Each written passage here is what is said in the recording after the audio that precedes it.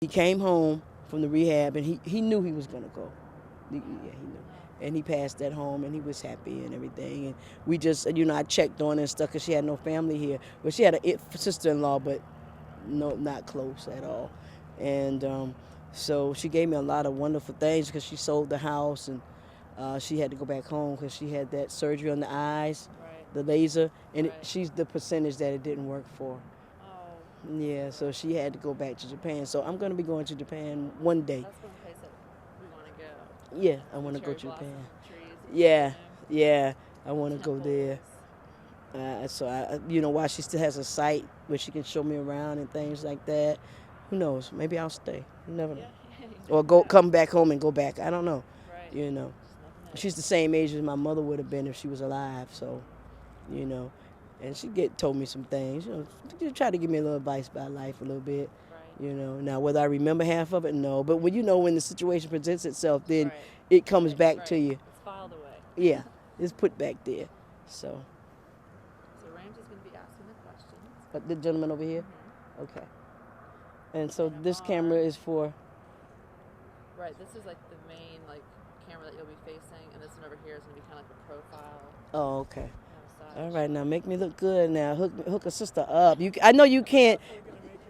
I know you can't. Make something look better than what it is. But I mean, hey, let's try. They blow people on the cover of the magazine, right? Oh, we got a whole airbrushing kit. Don't worry Yeah, about that's it. what I figured as much. Pardon? Oh no, I can't do that. But I'm thinking, oh, here's my card. Can we just flash it? Yeah, I'm not driving this particular cab here yet. We're not driving this yet. This one's going to be more of an up close of just your face. Okay, Here, it's more okay, up close, intimate. more intimate. Okay, Like, okay. You're gonna get an A for this, for real, for real, for real. That's this fancy stuff right here. It's I've only taken whiteboard. one semester over there at UNF and haven't been able to return. Life Yeah. it's Oh, yeah. yeah. But I have to do something. Student loan is about to, my deferments and all that Right, stuff I is know. about to run out. But I want to go to state college because I want to take some more computer courses. And if you're not a computer major over there, they're not going to let you take them. Oh, yeah. Well, when I was over there, but that was in '04. Oh, okay. So things change with time. Right. But I have to do an appeal also. So What were you, we'll probably ask you the question, so I won't say anything, so don't repeat yourself. I'm just curious to know myself, but they'll have What's their that? questions. I was just gonna ask, what were you studying to be? Or? public relations, Okay. bachelor of public relations. I transferred from FCCJ Okay. over. I didn't know about the transfer grant, else I could have got that. Yeah. You know, I know. didn't know Things we till after I don't know got about. there. So what I do now when I pick up students, the students or high school students or college students, I let them know about that and tell them different things that I've found out about with time for them to look at because they're first timers or Right. whatever the case may be, and they don't know. I didn't know, Yeah. So I try to share the knowledge with them, help them out. Okay. All right, we're ready to go. Ready, Emma? Rolling. Okay, let's see. Da, da, da, da, da. Da, da, All da. right. That's the first question. Really, if you could just tell us about where you're from. I was born in Holly Hill, South Carolina. I was raised in Boston, Massachusetts, Dorchester. I've been in Jacksonville 20 years. I've lived in Miami and Atlanta. I'm divorced. I'm a grandmother. I have 3 grandsons. I have a daughter that's 31, a grandson 13, 12, and 6. I've been living on the river here for about 10 months now due to a breakup out of Bay Meadows. I've been driving taxi affiliated with the taxi company totally about 9 years. Because in between I did the 11 to 7 operator thing. And, you're in there answering the phone and it's like, hey, that's cool. I chose to go back inside because I was a student at the community college looking to transfer to UNF, and I wanted to get something that would work with my class schedule and study time. So that's when I went back as an operator. And after that, I went away for a while, and I came back and got back in the taxi, and I've been in ever since, 5 years so far on this end of it. So So you're from. You grew up In Boston, yes. What was it like there growing up? Well, I mean, I was just a regular kid. I was raised an only child. And so my parents were in business. They did the fast food on the truck thing, where you fish and chips and all of that. I lived in a predominantly European neighborhood with some Portuguese and Puerto Rican people in the area. I was a AB student. Except for math, I always got a C in it. My dad worked for the steel mill. My mom worked in a nursing home, that type of thing. I guess I believe I had an ordinary life, nothing out of the ordinary, I don't think. Maybe except for my parents being in business, but there's a lot of people with parents in small business, so. Can you tell us about your earliest memory? Of living there? Or just of your whole life, really the first thing you remember? Well, I remember when my parents lived in New York. And I remember when they broke up, and I remember when they got back together and decided to go to Boston. I remember going to the daycare, the ladies that kept me at the house. I used to call the New York City buses the ball head buses, the ones that was flat. I called them the ball head buses, and the one with the stick up like cat ear type buses, So that's what I called them. I just remember being a regular kid. My mother was a Jehovah's Witness. So that's the religious road that I traveled as a youth with my mother. I went out in field service from door to door with the magazines, and I gave talks at the ministry school and things like that. We went to assemblies and conventions and all that. My dad, he worked at the steel mill, and he was the brains behind the businesses. We had a grocery store. We had the truck with the food and all that. I mean, I played with my friends. I mean, just ordinary kid. We had the Archie Bunker style house, with the attic, and we had tenants downstairs. As a matter of fact, they were Haitian people, and they named their daughter after me, Betty. So I don't remember anything negative as far as growing up. I loved school. I enjoyed going to school. That math kept me off the honor roll, though, but I always got perfect attendance. Sometimes people have a certain story from childhood. Nah, nothing in particular. Now I know you said that you moved around to go to community college. You also told me you were a student at UNF for a semester. Yes, What were you studying? public relations. Public relations. Hmm. And what happened to make you leave school? I needed to make money, pay bills. So I'll be 49 years old in December, so I mean, I've always been of a certain age in school, and I mean, going to school when you're up in age and trying to pay bills don't go together. Maybe for some people, but it didn't for me. Would you like to go back? Yes, I intend to go back. Well, first of all, student loan is coming. It's coming up time for deferments and all, and I've utilized everything there is to keep them from riding on my back. So it's time to return to take a couple of classes.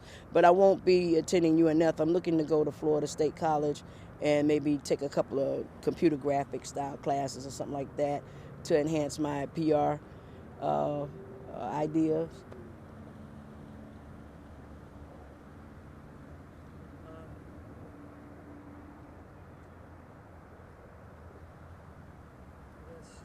You said you're divorced. Yes, divorced in 1994. How long were you married? Probably 8 years, about 8 years. We dated for about 2-3 years, and then we got married.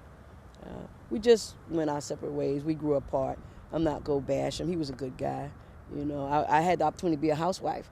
A lot of women I find have not had that opportunity to have a male person love them enough to allow them to be at home. So I was fortunate enough or blessed enough to have had that. But things happen. They do. Now I know one of the reasons that the River Keeper recommended me get in touch with you is because you write in a journal. Yes. How did that develop? How did that come about? Well, I watched Oprah, okay? And it was a while before I decided to take on the journal idea, though.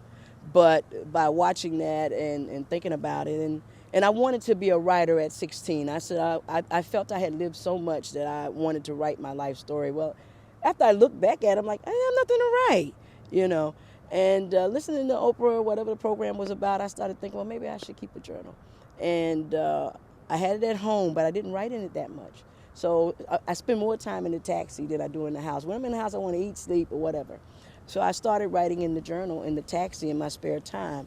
And then I started, as time progressed, I was over this way, and I started saying, well, I can sit over here by the river. And it just became, sit by the river is tranquil, or even if it's stormy.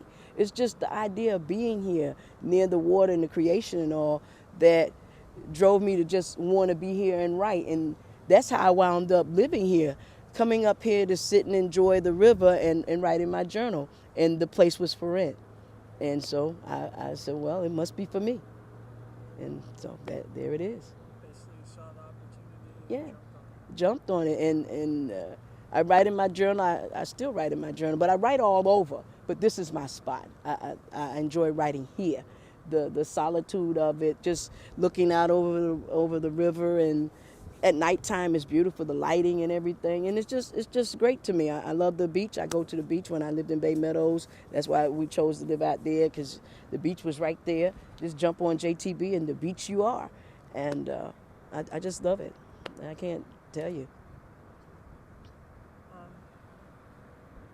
know that journal writing, especially for you, is personal. Yes.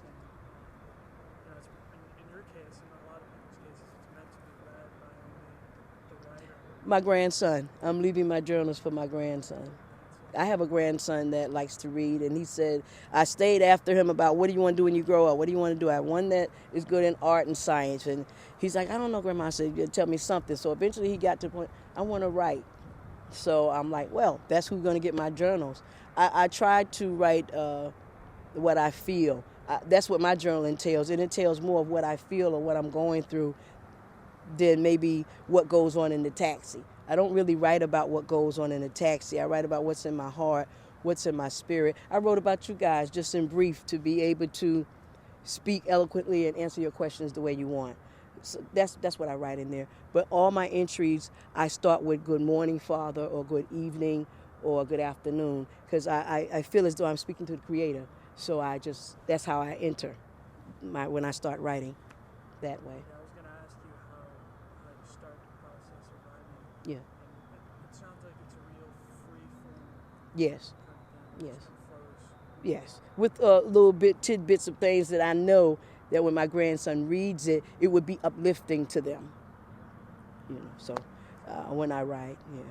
And I write when I'm angry and pissed off about people. I kind of put a little edge in there, but I don't try to dwell on that as much as the spiritual aspect of the writing is more what it is. I'm writing to the Creator and to myself. I'm writing things to myself, things that I want to achieve, things that I want to accomplish, things that I want to do with my present and with my future, and casting away the past as much as possible. That actually was kind of something I was going to ask you,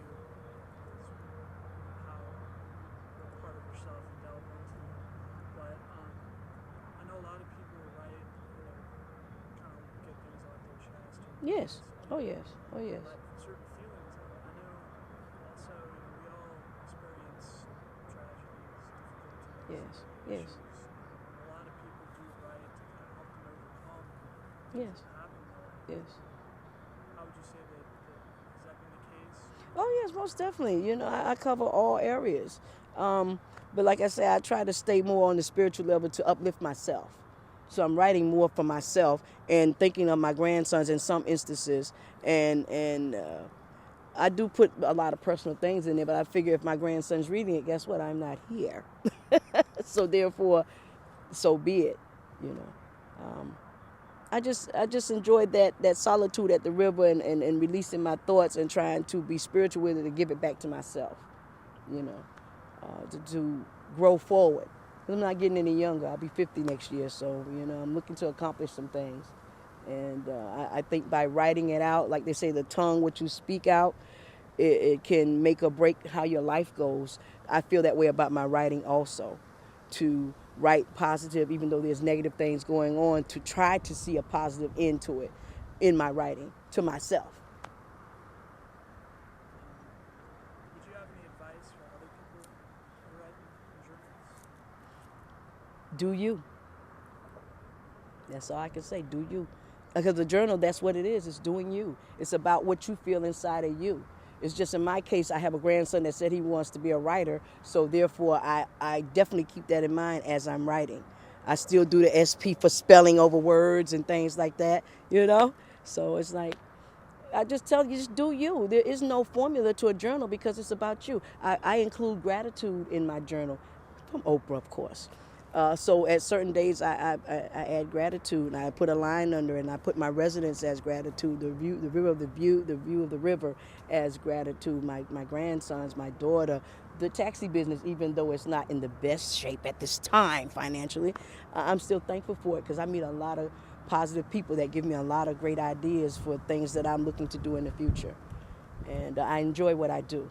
Even though people may think bad about taxi drivers, we're all not bad. We're just people trying to make the ends. And I enjoy what I do, the freedom of movement that it allows me.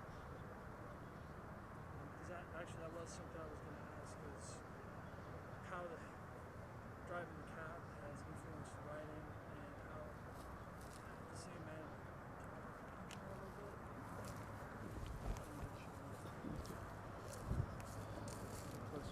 That's one of the good things about shooting on the cameras. We can cut stuff out. Uh-huh. Don't worry if you need to stop or. No, I'm good. Is there anything you need to think about what you say? That's the beauty of it. It may not be in order. We may say, Yeah, you go flip it around the way you need it. Yeah, no problem.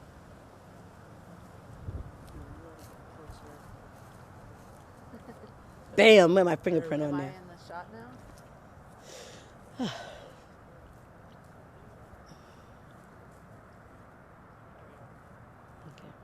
All right.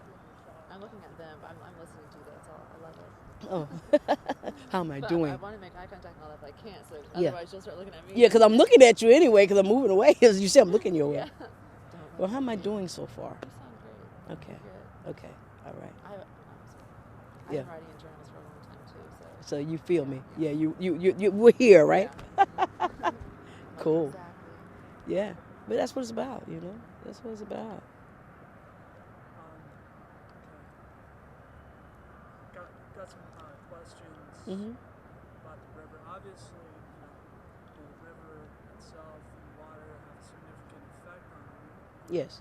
Talking about how it's part of creation, Yes. and creator. Water is a huge part of life. Cleansing and flows. But obviously, it's had enough of an effect on you to compel you to move to be closer to the water. Is there anything else, or is it just can you describe your relationship with the river? Well, I don't know how to describe it really. I never really thought of it as a relationship, rather. I never looked at it as such. But the one thing that got me to doing it is being in the taxi and having the ability to come to the river to write in the journal in the first place. A lot of people don't have that option. They write at their home, or they write at the job, or maybe when they go out to the beach or whatever, they write there. But I can just do it every day if that's what I choose to do. If I felt like writing in a journal every day, which I don't. And having the option to be able to come to the river and enjoy the solitude of it and the flowing of the river. I can't explain what it does. It just makes me have a little peace, I guess. A little peace out of the madness of the everyday things. Has the river or your perception of the river changed now that you live? Oh no, I come out in the morning. I don't care what time it is. I come out in the morning because I don't have a shift. I kind of work all kind of times. I come out in the morning right where my taxi sitting right now. That's where it sits. I come out in the morning. I don't always write in the journal in the morning, but I come out, and if I sit there long enough, I will. And just being able to come right out to it, I couldn't ask for anything better. When I come home, I still get to see it, because when I come down the road, there it is. When I come out, there it is. I have that opportunity to just enjoy that little piece before I get into the hustle and bustle of my day. You know, so every morning when I come out, unless it's up in the morning, later in the morning, but if it's early, you know, it's still dark, I get to pull up here and sit here at the river and sometimes just be in thought as I watch my computer to make sure I don't miss any dollars. I'm sitting there and it's just great. I mean, if anything, it's just giving me a greater appreciation for things that you ask for. You know, this is my beach right here. Years ago, I wanted to live at the beach because I wanted my grandsons to be surfer dudes, okay? And so this is my beach right here right now. I don't know if the future is going to put me at the beach, but right now this is my beach, you know? And I get the opportunity because I live here now to enjoy it. I'm quite sure there's a lot of people that live on the river that are taking it for granted now, but I've only been living on the river 10 months now. Almost won't be a year until till January. So it's like, I'm just happy to be able to be this close to the river, you know, to get to enjoy it and to just watch the people come out and like these people over there fishing. There's a fishing gentleman that's out here I used to talk to before I moved over here. And he'd be over here and I asked him about what they're catching and see them out here enjoying themselves, out here fishing and everything. I haven't made the attempt yet. I need a cane pole. I'm not a person, you know. And I'm just loving it right now. I haven't gotten, you know, where I don't enjoy it. My apartment, I have a view of the river. I have my desk sitting right there, and I just sit there sometime in deep thought, like say, great minds, great thinking.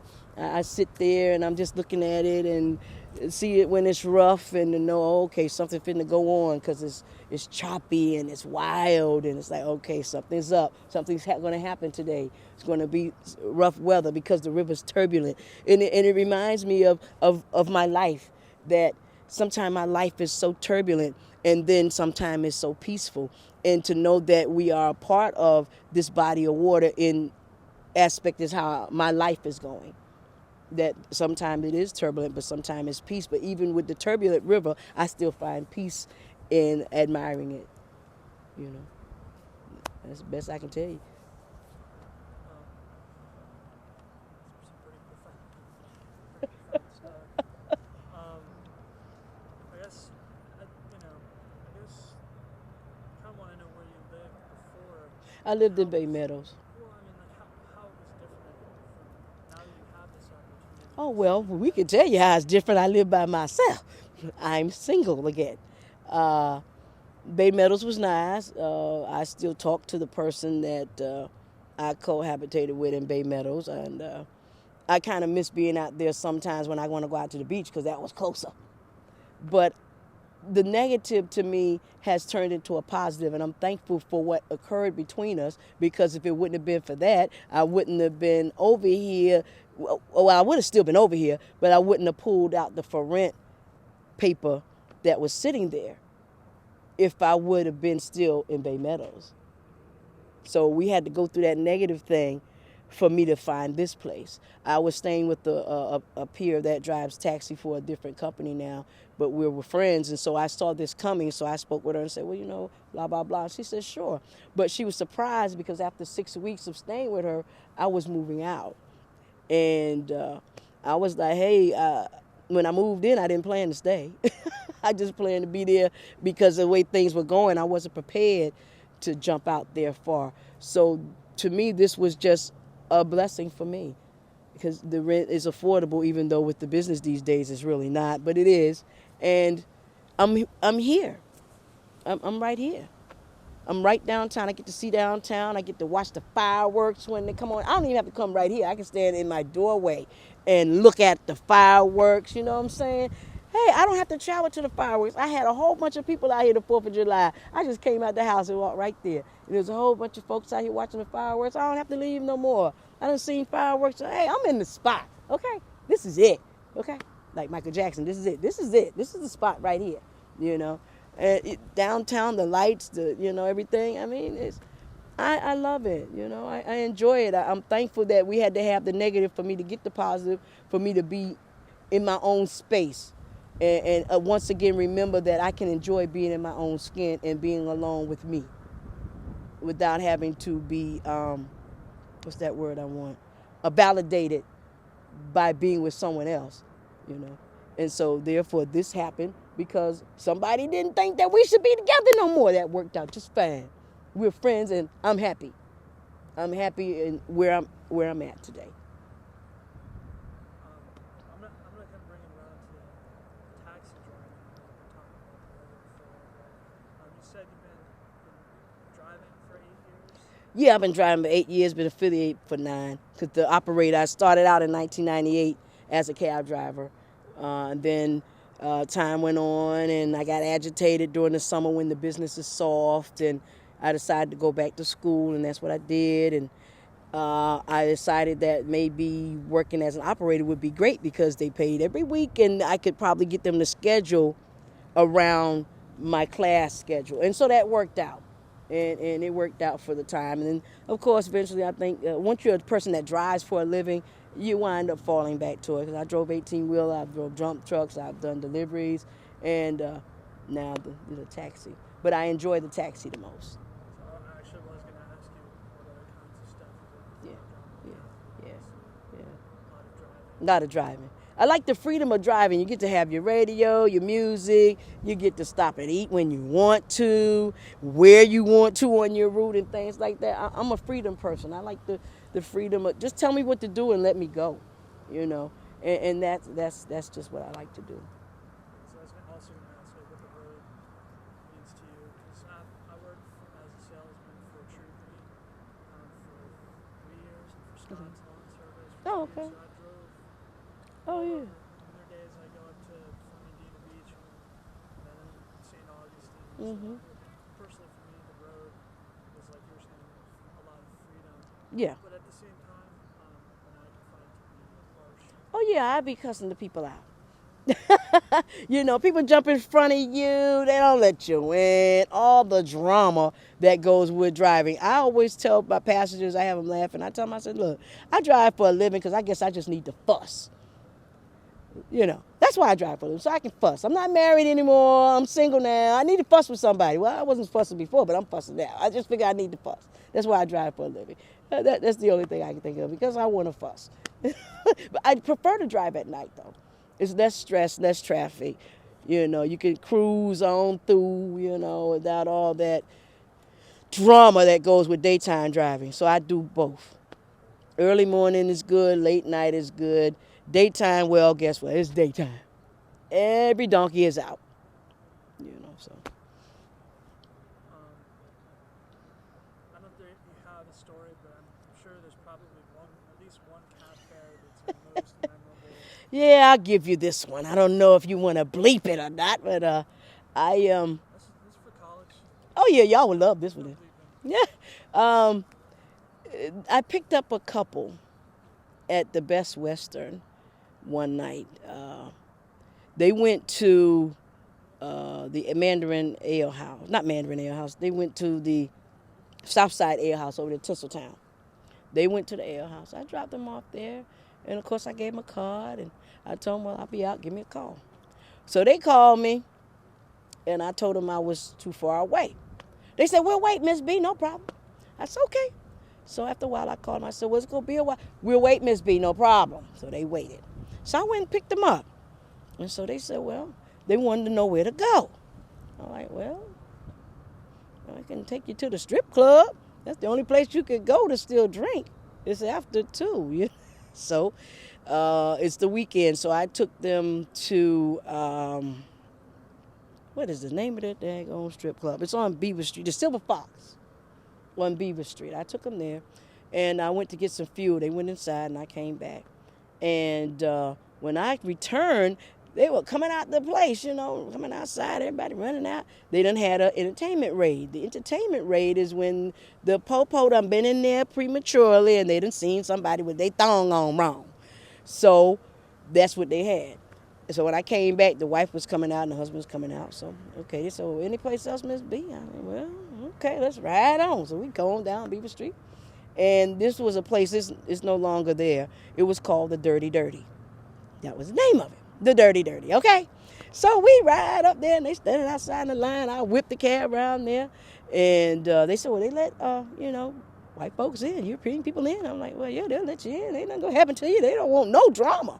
So we pulled up there, and they asked, can we come in? How late you open? They said, we're open until.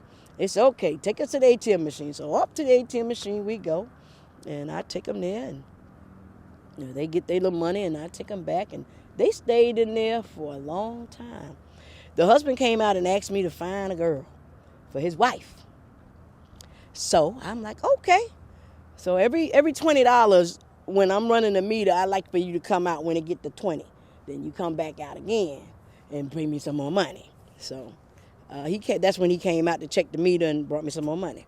So I saw people that I acquainted with riding in cab and stuff, asked them did they know anybody or whatever. Oh, so-and-so's not out, blah, blah, blah.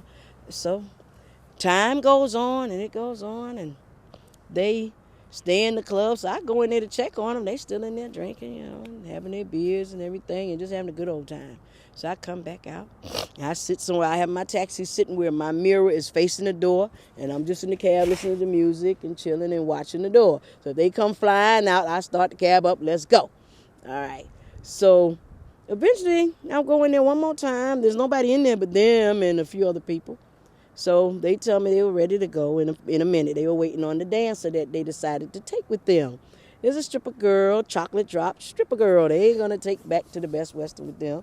So they got in the cab, and I opened the trunk, and put the stripper girl stuff in there. And, they did a lot of kissy poo back there in the back seat. Poor little stripper girl, she's sitting on the other side while the husband and wife just doing it up. They just having a good old time. And I took them to the hotel.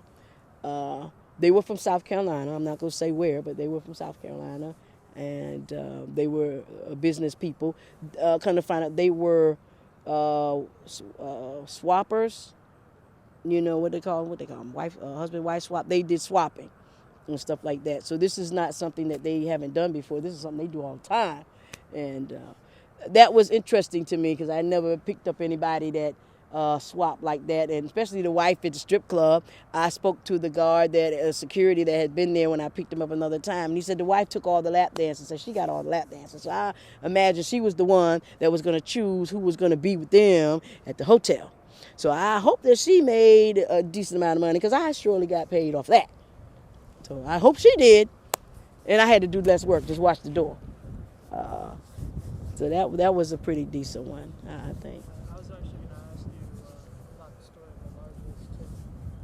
Oh, the largest tip I got was $100 on Super Bowl weekend. I picked up a lady. I didn't drive taxi. They offered the Cadillac if you wanted to drive the Cadillac. So, of course, me being me, I wanted the Cadillac. And with the Cadillac, you had prearranged fares, and it was a 6-hour minimum. And this lady, I had her for 12 hours. And I'm not going to tell you how much it was an hour, but believe me, I was truly thankful for Super Bowl. They need to come again. Even if I'm not living in Jacksonville, I'll be back.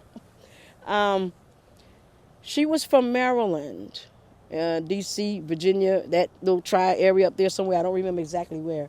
And she had brought her boyfriend, fiance or whatever, down here, and they were in St. Augustine. So I had to go to St. Augustine and pick them up and bring them back up, and I stayed with them for the 12 hours almost, maybe 10 hours, I want to say. I had them for 10 hours. And when I took them back to St. Augustine, she gave me what the fare was plus $100, and I told her when I grow up, I want to be like you. Give her $100 tip. And that's the largest tip I've received. I've heard other people receive more, but for me, that was a big deal. I haven't received a $100 tip since, not 100.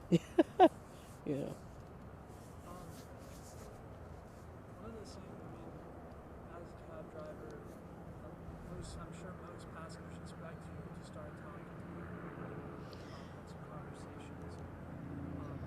Is there a method that you have to start talking to them? No, I don't know. It just kind of happens. You ask where they're going, and, they tell you, and we just get to talking. I mean, sometimes if I'm going through something, I get to telling my business because I be needing some advice. And some people, they get to telling their business, and I tell them what I feel about it.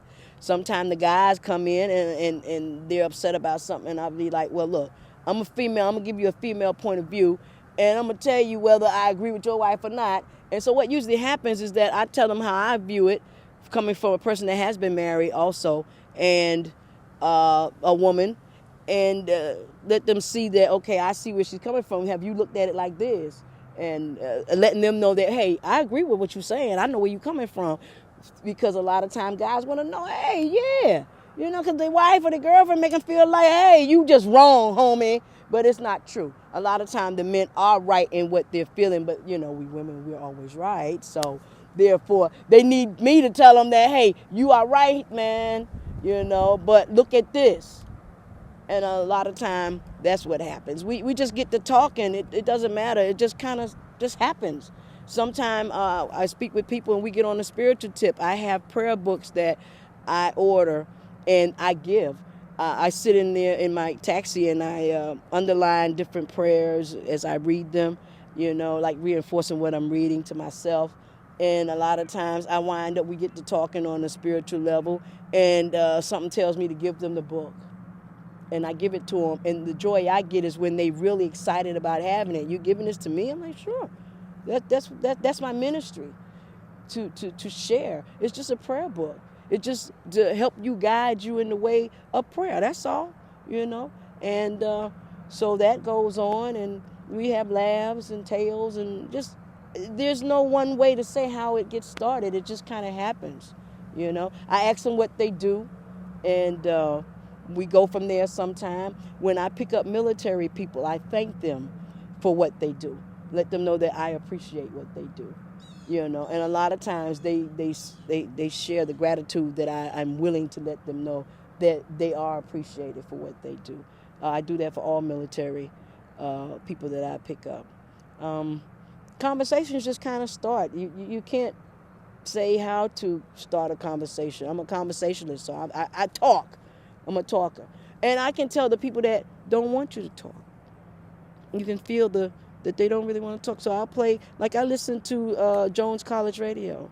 And so when my seniors get in, I already have it nice and mellow for them. But I listen to it too. But I have it nice and mellow for Grandma them when they get in, and Grandpa them when they get in the taxi. No, you know, I ask people what they want to listen to, young folk. You want to listen to something? I got you. You want 97.9? I got it. Whatever you want to listen to, I don't have a problem with it. I listen to jazz, I listen to classical, I listen to it all, so it doesn't matter. I'm working for you. So whatever you want to do is fine with me.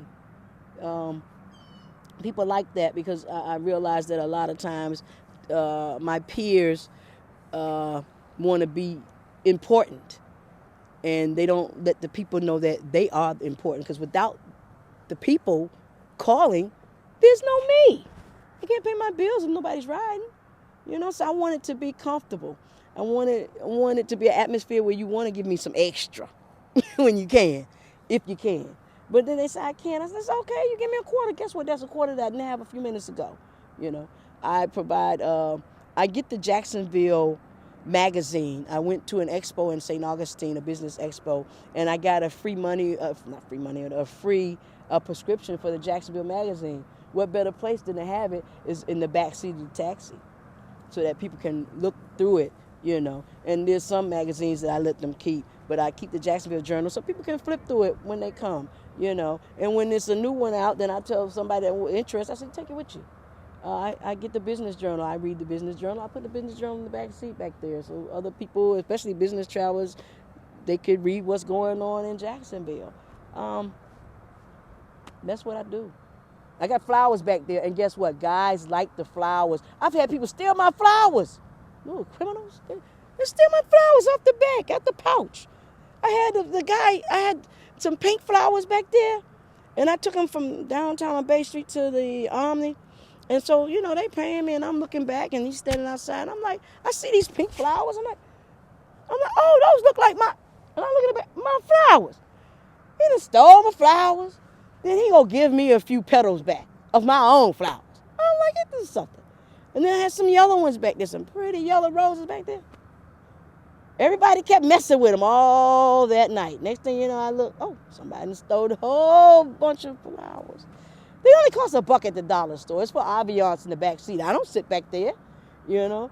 But they're back there. You take a picture back there, they're back there. I have one that's all beat up because people done slung it around, done took it out the pocket, and messed with it. I done had to rearrange the petals on it, try to make it look nice. So I'm going to have to get rid of it and get another. I like to have it bushy back there. I have one on one side and one on the other of my flowers. And the guys like it, like, oh, it's nice. It makes me feel like home in here, you know, in the back seat. I do that because I want you to be comfortable when you get in Miss B's taxi. Yes, I'm going to advertise right now. See what it says on my card?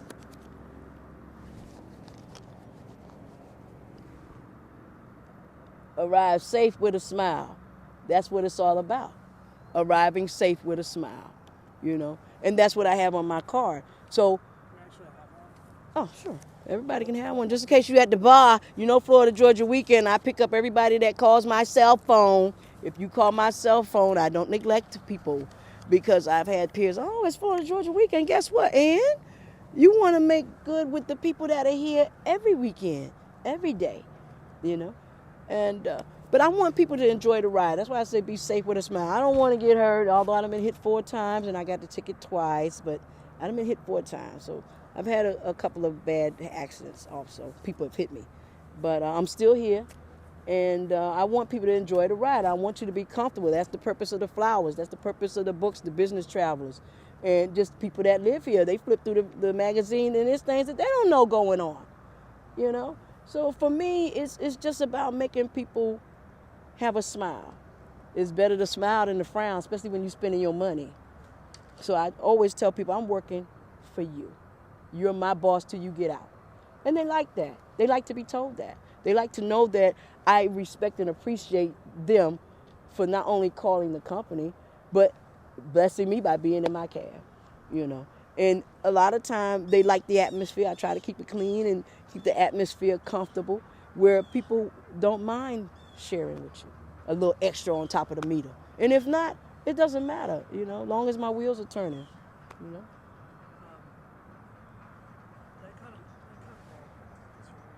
Oh, no. Excuse me, let's see what's going on here. Excuse me. Oh, I done missed it. That's all right. No, it's probably somebody for a taxi, but then I don't recognize the number, so that's okay. I was going to kind of talk about Jacksonville, going all the way back to almost Calvary. I don't know if you know the history.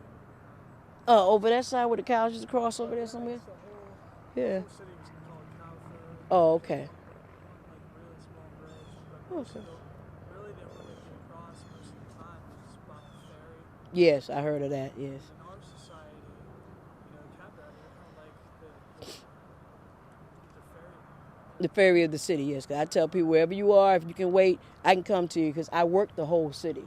Wherever, St. John's, Clay County, Nassau, wherever I've been, all around. And I pick up all around, so it doesn't matter. Beaches, whatever. Yeah, you kind of already got into my mind is mine as people are paying for safe passage. Yes, Obviously, that's got to, I think part of that's your personality wanting to get them from one place to another Yes. safely.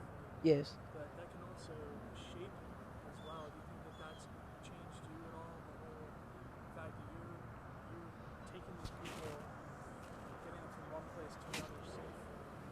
It's kind of a caring, nurturing.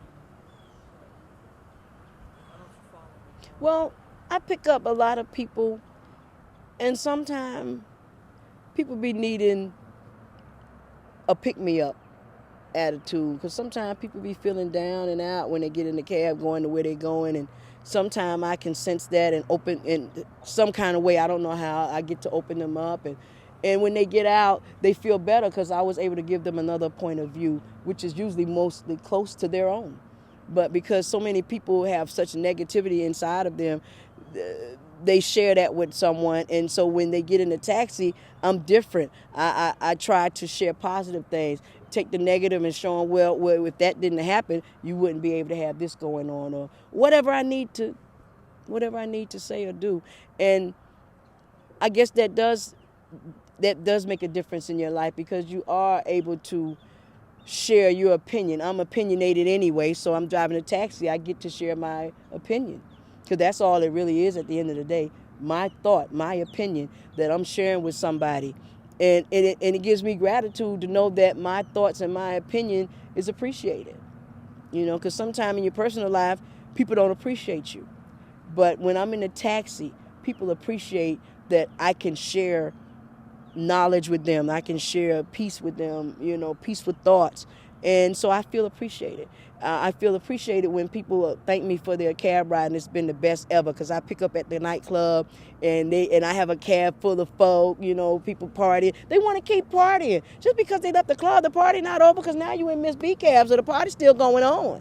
And I've had people just shower me with extra money because I allowed them to continue to enjoy what they were coming from without being harsh. Hey, you riding shotgun? Okay, you do the radio thing. And then everybody got this song they like. I turn it up loud and let them enjoy it. And I'm like, okay, now we in the neighborhood now. We got to turn this down, okay?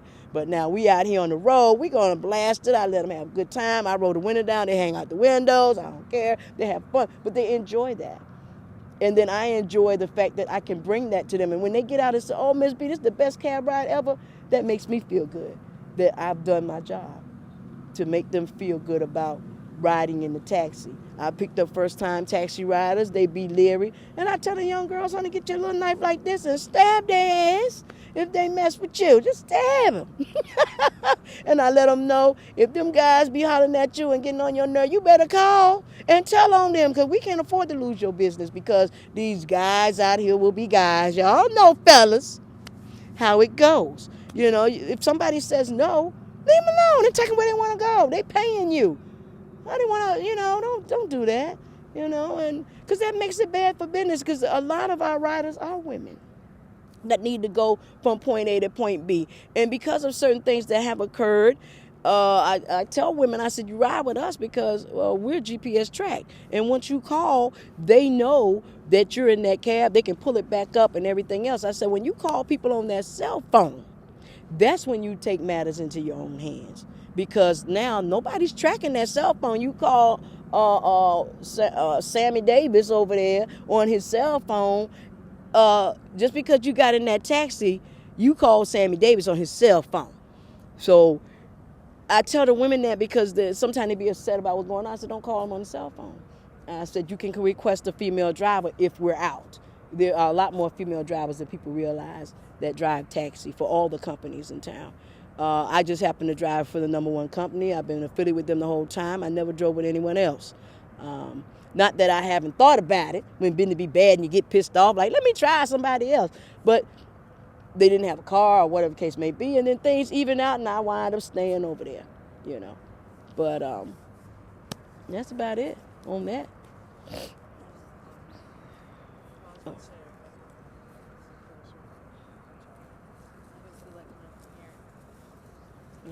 For the sunshine. Sun is coming out. Huh? Am I blocking? Isn't this distracting? Well, I'm just watching you over there. I guess it's looking like, well, where's the food at on here? It's Yeah, like, I know. you know. Tray. Yeah. I'm like, where's the light bouncing off? Yeah, the Block sun my there. branch, but whatever. Yeah. Or something.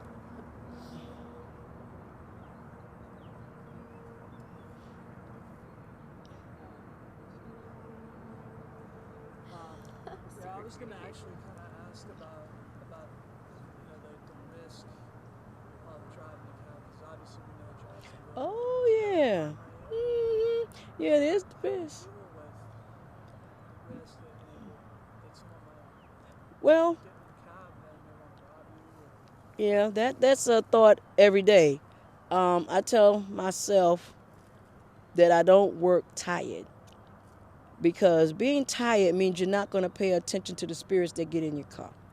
When I first started driving, I didn't pay attention to a lot of things. As far as your mind will tell you that person's not right, but you want to give them the benefit of the doubt. And then the benefit of the doubt, they get out and they run, they don't pay. Through grace over the years, I haven't been physically robbed.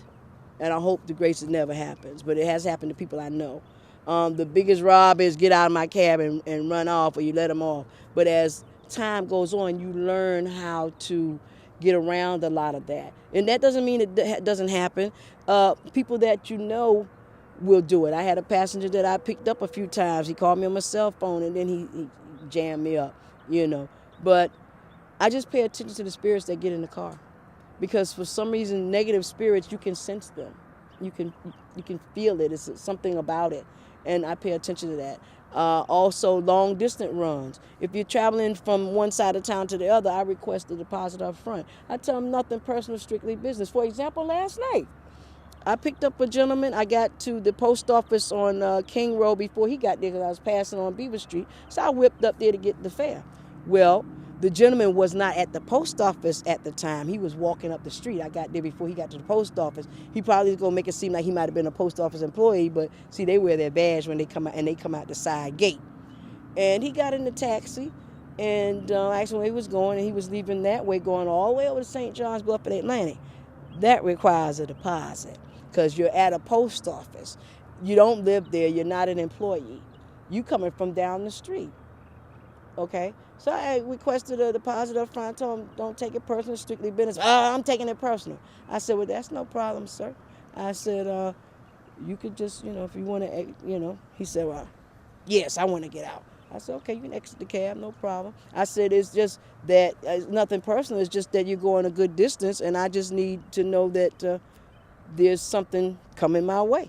It's nothing about whether you're a black man or white man or whatever your nationality or ethnicity is. It's about the fact that I don't know you. And if I do know you, I must be going to have to know you very, very well. And I found out from a few passengers that they can call you enough and they'll still try to jam you sooner or later, And so he got out the taxi and he called the office and they explained to him that we taxi drivers do have that option to request a deposit up front, good faith. That's what it is. It's just good faith. And usually when they don't want to do good faith and they get out the taxi, it's because they didn't have good faith. And I had that twice yesterday because actually I had that happen in Bay Meadows. I was over that way, and I guess he felt because he was in Bay Meadows over there up 99A that I wasn't going to ask him for a deposit up front. But you're leaving over there and you looking flaky like you done had a bump or something, and you want me to take you to Orange Park. Yeah, I'll take you, but I need the deposit up front. He said, well, I'm paying with a credit card. I said, no problem, we'll run it then. He said, well, I got to do it when I get there. He said, well, that's all right. I'm just going to get out. I'm like, okay, thank you. But he didn't look right. He didn't feel right. His buddy came out. It just did the whole scenario. You got stuff on the trap out talking about, oh, this your house, and you blah, blah. You go rent it out. You rented it out, and you moving back in. I see another young dude walking in the back. I ain't no fool now. I can see. So I'm like, yeah, you want to go to Old Pete, and you go skip. No, I'm not finna chase you down. I'm not finna take you. And I call the office and inform them of this so that if they try something different, that the next driver will be on alert. Because usually when they do it once, they may try again, And I haven't had that in a long time where I've had two separate incidents at two different times. The first incident in Bay Meadow was like about 5 o'clock in the evening, and the other incident was 12 o'clock at night. It is a dangerous job, but isn't working in a bank dangerous? Isn't working at the Little Champ dangerous? Isn't, sitting at the bus stop dangerous? You get in my taxi, I lock you in first of all. Click up. It's like automatic. So you're in till I let you out. But I have let people out, and they knew they weren't going to pay. And I let them out anyway, because I look at it like this. You're going to lose more than you take from me. I'd rather do that than you harm me. And I have little friends in my car. I have little friends in my car. But, you don't want to have to, just because you have friends in your car for protection does not mean that you're still safe. But I stay prayed up, and I try to pay attention to the people that get in my cab. Pay attention. I turn around at night and look directly in their face, that will give me a feel for them. I pick up flags. They say, you pick up? Yeah, I pick up a flag because hey, they need a taxi. I need their money. Now I have pulled off on a flag before because when he was walking up to me, something felt funny. I just drove off. I'm picking you up, We had a driver get robbed because he picked up a flag on Main Street that was wearing all black with a trench coat on and gloves. You wouldn't have been getting in my cab and it's hot outside and it's late at night and you in all black with gloves on and a trench coat. You're not getting in with me. I'm going to look at you and keep on going. So it's common sense. You have to use it. You have to use it. You really do.